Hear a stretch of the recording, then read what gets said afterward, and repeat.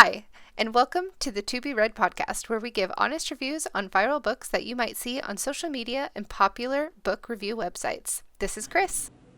And Carison, and on today's episode, we will be discussing The Love Hypothesis by Ali Hazelwood. So cozy on in, and let's see if you should add this book to your TBR shelf.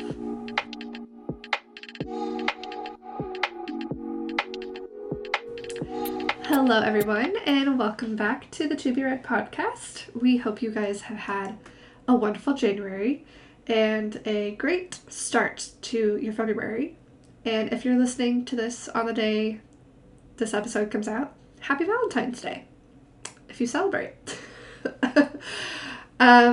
We just got done reading The Love Hypothesis by Ali Hazelwood. So like we do every episode, I'm going to first read the synopsis, and then we're going to dive into what Chris and I think about this book. So here we go. As a third-year PhD candidate, Olive Smith doesn't believe in lasting romantic relationships, but her best friend does, and that's what got her into this situation, convincing Anne that Olive is dating and well on her way to a happily ever after was always going to make more than hand-wavy Jedi mind tricks. Scientists require proof, so, like any self-respecting biologist, Olive panics and kisses the first man she sees. That man is none other than Adam Carlson, a young hotshot professor, and well-known ass. Which is why Olive is positively floored when Stanford's reigning lab tyrant agrees to keep her charade a secret and be her fake boyfriend. But when a big science conference goes haywire, putting Olive's career on the Bunsen burner, Adam surprises her again with his unyielding support and even more unyielding six-pack abs. Suddenly, their little experiment feels dangerously close to combustion, and Olive discovers that the only thing more complicated than a hypothesis on love is putting her own heart under the microscope. So, Goodreads, with over 1.5 million ratings, that is insane, is at 4.12. Chris, what is your rating? I rated it a 4.25. Oh, that's real specific. Well, for me, it wasn't quite like 4.5, so I gave it like a quarter of a star. I gave it a 4-star overall. I So we're I very was going close. to be like a 4, and then I boosted it just a little bit because there near the end I did get surprised. Like it took a turn and something happened that I was just like it just totally like I don't know if you felt like it was unexpected, but it was unexpected for me. Wait, what was it? Tom, Oh, no, I expected that. I didn't expect it to that degree. Not what he did. No, I knew he was a butthole from literally the first time I met him. I tabbed it in my book and I said, this guy seems suspicious. I was surprised by what he did exactly, but I wasn't surprised that he turned out to be the person he was. Because that dude was not good. But let's do our book cover guessings, if we were right or not. This one, we weren't. I think the only thing that I was correct on was the fact that he was surprised by the kiss. Because I remember being so hung up on the fact that he had his eyes open. But that's the only thing I was right on. I don't even remember what I said, and I think that we both agreed that we should probably go back and listen to what we thought. But I think that mine was skewed because of the science book, like the science The romance. soulmate equation. Yeah. And so that's kind of like, I think what I thought this was going to be was the love was a science experiment, and it wasn't. Uh-huh. Yeah. So I think I was wrong. Yeah. That's okay. That's the fun of us doing these, guessing what the covers is No, and not reading. I'm glad that it wasn't that though, because I actually enjoyed this way more. Yeah, I really liked this one a lot. And he was just such a good male character. Yeah, and this was a really It good was February read too. it was, and I loved the representation of women in STEM, and even her friend on wanting to like do those get-togethers with women in STEM. I thought it was a great representation. Yeah. And if I'm yeah, she writes most of her novels are about women in STEM, the STEM field, which is like great. Love that. But also she herself is in STEM. So Yeah. Well, so it she said that she writes all of her books about academia because that's what she knows. yeah, which is refreshing to have an author writing about what she actually knows. Because sometimes you get authors who just they have an idea in their head and it's a great idea, but they don't know anything about the subject they're writing on. Yeah. Well, and like I also feel like I really loved the female main character and just like how she would get nervous and just for like just normal conversations, she's like, so like in an experiment. And she just like went off on like sciencey words and tangents and hypotheses and conclusions. And I was just like, this girl. I was laughing at the whole sunscreen thing and how they were researching. I was like, that sounds like such an actual thing that scientific people would do. It's like researching specific questions about Like, sunscreen I like that. totally thought that her friend knew the whole time and was just trying to make it as awkward as possible for her. But I will Yes. say that I really loved, so like, I've read books about like fake relationships before, and this one actually seems a little bit more like understandable because she wanted her best friend to be able to date her ex without worrying that she was going to be upset about it. And Hmm. so, like, I mean, what's the best way to tell your friend that you've moved on other than like having a boyfriend kind of thing for her to be actually Yeah. believe you? So that was a little bit more believable and it didn't feel like as high school to me as I thought that it was going to be. Mainly Hmm. because she went in, she's like, okay, here's the ground rules. And like he was just as awkward about it, but he also had an agenda, which ended up being great. Yeah, for sure. Um, what was your favorite part of the book? My, um, honestly, man, that's so hard. I loved so many different things, but like, I think, honestly, I think my favorite part of the book was the sunscreen because I think I cried laughing through that. And if it wasn't that, it was um, her finally telling um, her friends about the fake relationship and the whole recording of Tom happening. Yes. Oh, that guy was such a sleazeball. And so whenever like it started recording, I was just like my jaw literally hit the floor and I was like, "Oh yeah." Cuz I totally forgot about it. Yeah. Not I the thing think, with Tom, but she recorded her thing. yeah. She forgot to turn off her recording because she um, wanted to send it to her advisor, her talk that she did with the about her findings that she was working on. Yeah. I think my favorite part, honestly, was at the beginning of each chapter, the little hypotheses.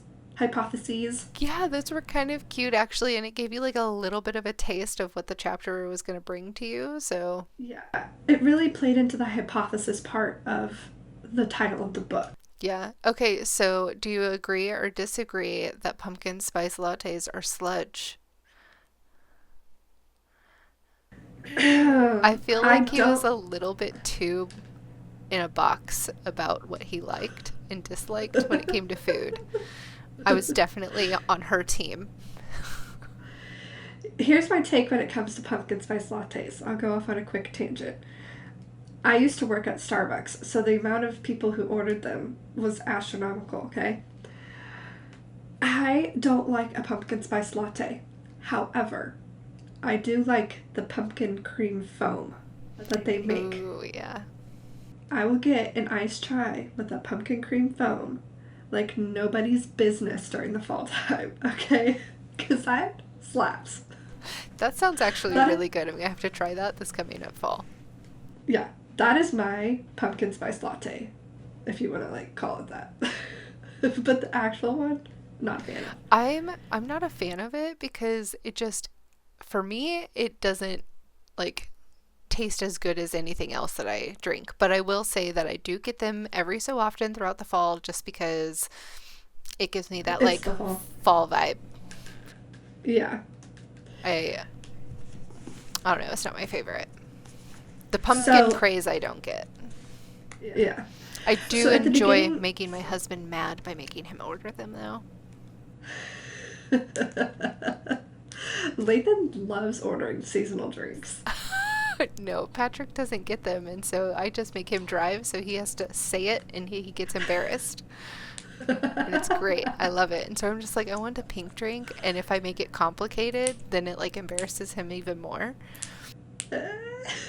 That's funny. So I'm not a complicated person. Most of the time I'm just like just order the thing off the menu. But Yeah. some every so often it's fun to just like change it up and just get under his skin a little bit. That's called healthy in a marriage. Anyway, Okay, so at the beginning of the book, the prologue, when she meets the mysterious bathroom person, yeah. I immediately, from the get go, as soon as the prologue was over, I was like, I bet it's the main character that she met in the bathroom.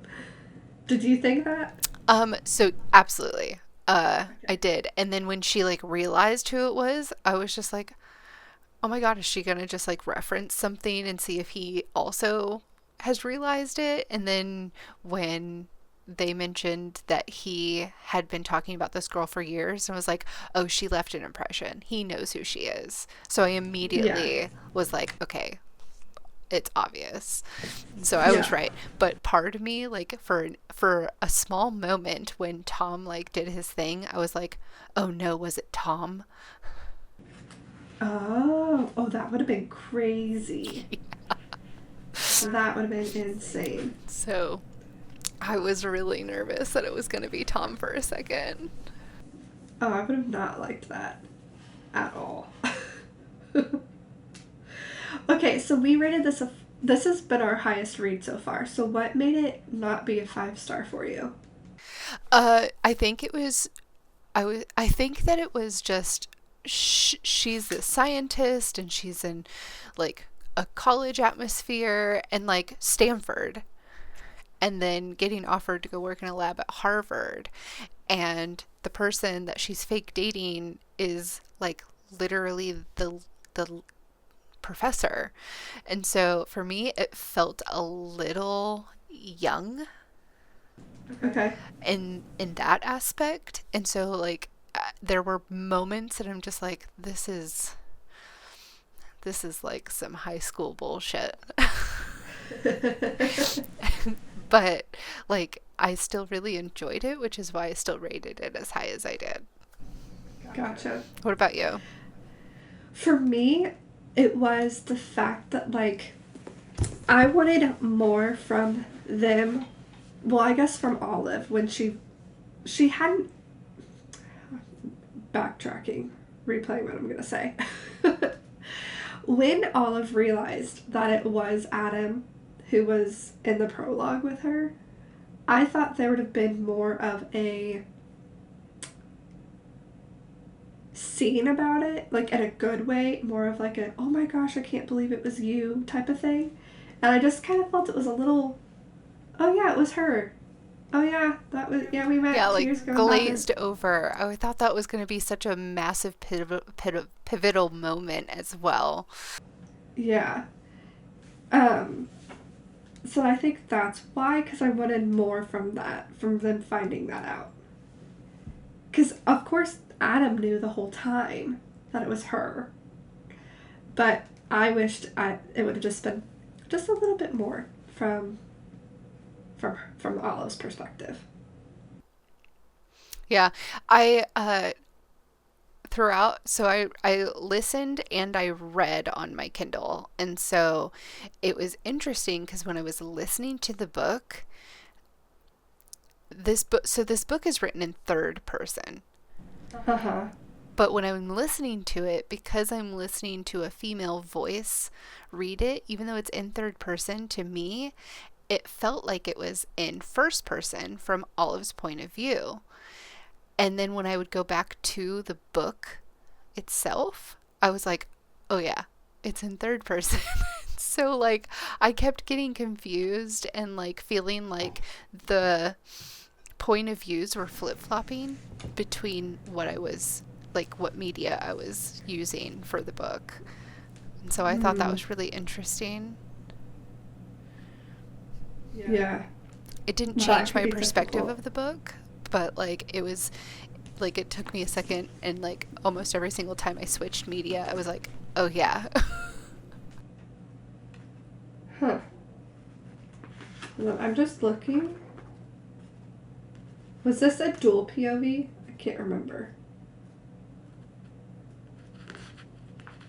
I would have liked.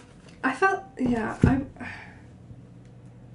This is my hot take. Okay. The very last like the did you does your book have the additional like secret chapter? Like Yeah. the bonus chapter or whatever? Yeah. That's from Alex's. Adam. Yep, Adam. Alex is definitely our first reviewed book. That is from Adam's perspective. Another name that starts with an A, by the way. I know. We never get away from this. Here's my hot take when it comes to third person versus first person and dual POVs. This is why I personally like having dual POVs, is because I like getting both characters' perspectives on things. I would have loved to have some of Adam's perspective on meeting Olive in the bathroom the first time and him like at the picnic and those things. I would have loved to like have his perspective. That's why I'm a big person for having dual POVs. I'm Yeah. not saying you can't get that from a single POV, but it's nice to have that.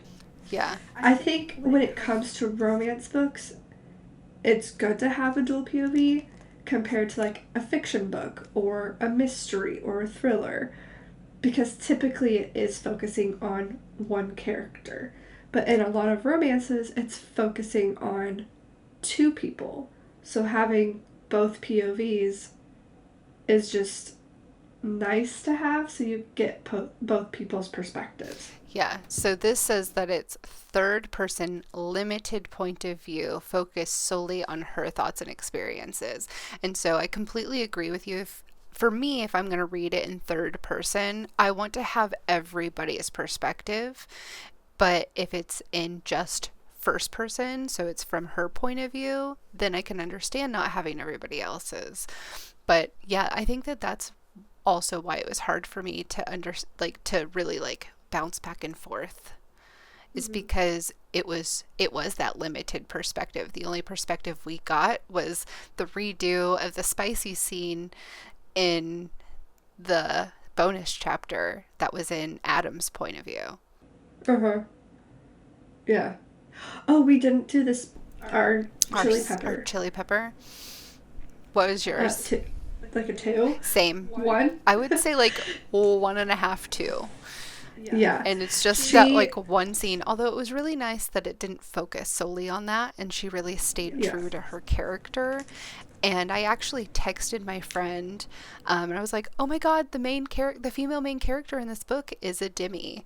And so Demis uh, only are attracted to people that they emotionally connect to, and Uh, that's what my friend is. And so, or like that's how she presents herself and how she feels. And I was like, I think that you would really love this book because the female main character is a Demi. And so she's got it on hold right now. So yeah. Ali, I've read up a little bit on this author. She is known to have low spice in her books. However, she just had a new book come out the beginning of February called Deep End, and it's one of her first ones that kind of dives into more of spiciness because she said herself she's gotten more comfortable being able to write that. Apparently she's getting a lot of flack on that because people didn't know that this was what this book was. However, this is my PSA to people. There are author's notes in the beginning of books for a reason. don't just And flip past them. she put in her author's note some of the things that happen in her book. Not like a trigger warning, but like it talks about she does BDSM in that book. And if you're a reader who's read her books, but you go into it not knowing that, there's a reason that there's author's notes there. And so I don't think she should be getting flack for that. And for wanting to expand her writing either. She shouldn't be getting flack for that. So you could disagree with me on that if you're listening, but that's just my two cents on that is author's notes are there for a reason. So make sure you read them. Yeah. Well, and I kind of like when an author expands a little bit because it gives them a little bit more room to write also. And so, but I mean, I honestly, this book, I really liked her writing. And I so know. it was easy to read. It was lighthearted. It didn't feel heavy. I didn't feel like I felt rejuvenated. I wanted to pick up another book immediately after. Yeah. And so, which some people see as a bad thing, but for me, like, I really, really struggle when I have like a book hangover to find something to do next, and it kind of just like weighs on me a little bit. And so this made me excited to start something else. Yeah, for sure. And something cool when I was reading up on her is Olive and Adam make cameos in a lot of her other books. And her newest one, the two characters go to Stanford and have them as professors. Yeah, I So, love that. I will yeah, I definitely love be when reading authors do more of that. her books. I liked it and it was easy to read. I got it done in like literally a day and a half. And I would have Yeah, gotten it done in one day, but I was working. yeah. Definitely an author that I'm adding to my shelf of buying from. So, Yes. Um, okay, so was there anything in this book that surprised you? not really, no. I think I've read so many romances that I'm good at picking out bad characters. So that's why I from the beginning knew Tom was not a good guy. Yeah. I knew that Tom wasn't a good guy from the get-go. I just thought that he was going to hit on her and not actually like grab her and be malicious with his words. And threatened to take her findings as his own. Yeah. I'm like, that jerkwad, she pulled an all-nighter for you. Um, but like when it came to their relationship and how everything came out, that didn't surprise me. Although what did also surprise me is Adam's reaction when she pulled her phone out in the restaurant during his interview. Uh-huh. That I loved how surprised he me. stood up for her though and immediately was like, I'm not your friend anymore. Yeah, yeah. But I also like here's the other thing is that like I liked that she actually had a very good reason for really gauging on if she should tell him or not. because like that would affect him being able to work with Tom, who is a close friend of his that he like held in high regard, and Mm-hmm. that it was going to affect the possibility of this grant that their entire relationship, fake relationship, was revolved around him being able to still get. And so I Mm-hmm. totally get why she had pause. And that's something I appreciated, because a lot of the times when the girl's like, oh, I can't tell him, it just is like a stupid reason. And so, like, at least this one felt like legitimate. Uh-huh. Although I still think that if I was in her shoes, I'd be like, your friend's a jerkwad. But I'm also very confrontational. Like, I'm like, let's just put it out there. And so I know there's a lot of people that are not like me. I don't like it. I'm just comfortable with it because I don't like stewing in it. Yeah. And so, yeah, but that's like the only thing that really surprised me was how crass he was. Hmm. I think I wasn't surprised because of, oh, what was Adam's other's friend name? The other professor. Are you talking about Holden? Yes. Because Holden and her kind of had a conversation about Tom and the reason he didn't like Tom. So it was like, I think he But that's why I is. like thought for a second that, oh my god, Tom's the guy that she kissed, because I was like, that's why he's a jerk. Mm, But I don't know. That was just me guessing for a moment. But yeah. all right. Okay, so bingo board. Before we move on to to announcing the next book, Yes. uh, I typed in our chat three things that I felt like this could check off, but I feel like we both need to agree to check it off on our bingo board. So, Um, um, those things for me were fell in love with the author, general, broody main male character, and gay best friend. yes. Because both of them had a gay best friend, and their gay best friends got together. That was so I cute. know, I loved them so much. I want to hear their story. I know. Yeah, I think that's the three I was thinking of as well. Okay, cool. Well, then I will update that and we'll post that on social media so everybody can kind of go along with our little bingo board and where we're at. Yeah. And if you don't know what we're talking about, first of all, you can see it on the screen as you're listening to this. But last month, when we did our podcast, we talked about we're doing bookish bingo for this year that we came up with. So make sure you're following us on our Instagram to see where we're at. Because now we just marked 3 off, which is exciting. And they're all in a row, which is hilarious. Are they? Yes. Oh my god, you're not wrong. That's so funny. But okay. I'm gonna introduce what our book for Yes, March is. next book.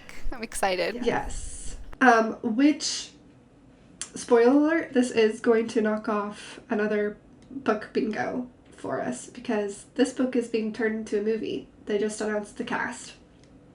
And Amanda Seyfried is playing in it, and I'm super excited because I love her. Anyways, the book we are reading is The Housemaid by Freida McFadden. I'm very excited. I've heard great things about this. It's a series. I believe there's 3 books so far. And that's all I know about it. So I have no clue what anything else is. I don't know if it's a thriller or a mystery, but I feel like it is. Yeah, so if you're looking at the cover, uh, for those of you who are um, also looking it up at this moment, it's like a blue, it looks like a wooden door with like a keyhole, and a woman is looking through it with one eye. Yeah. And at the top of the book it says, "From behind closed doors, she sees everything." So obviously, I think it's about the housemaid, because that's what the book is called. And I'm assuming she's seeing things that are happening at the house that she works at. But it's I'm pretty sure it's a mystery. I think I got it in the mystery section at the bookstore. Yeah, I don't have an idea of what it is, but um if I had to guess, I think that obviously she's the housemaid, and I think that she works for rich like a rich family or somebody of high standard, and that it's just kind of about the dramatics and the schemy things, and maybe like things that happen even within the family that's portraying themselves as perfect. Yeah. You know, like all of the not so perfect details. Yeah, I'm wondering if she knows that there's an affair happening. Yeah. I feel like that'd be typical, and some type of fraud. I feel like there's some money fraud, maybe. Ooh. Do we know what like era this is from? I have no idea. Interesting. Okay, well, I guess we'll find out. The cover doesn't give much. No, it doesn't. The cover does not and give like much. the blue door makes me think that it's not like very old. I'm just gonna look up when it came out. It was published in 2022. And then, yeah, there's 3 books. I'm not reading the synopsis. I literally just looked up what the book is. There's 3 books so far, but there's also like a little novella that is in between the second and third book. But yes, it's being turned into a movie, so I hope we like it so that we can watch it.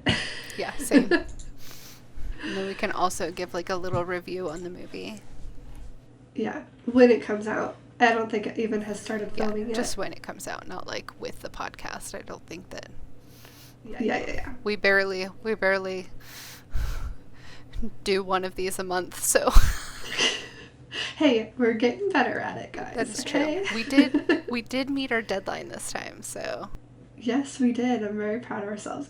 By the skin of our teeth, because I was sick on Monday when we were supposed to record. But we still did it. It's fine. It's okay. That's when I read like 95% of the book was Monday. It's great. All right, guys. Well, we hope you enjoyed this episode for today, and hope you guys have a wonderful Valentine's Day or Galentine's Day if you don't have a significant other. Love yourself. That's all. That's important. Make sure you love on yourself today too. But I hope you enjoyed, and we'll see you next time when we talk about The Housemaid.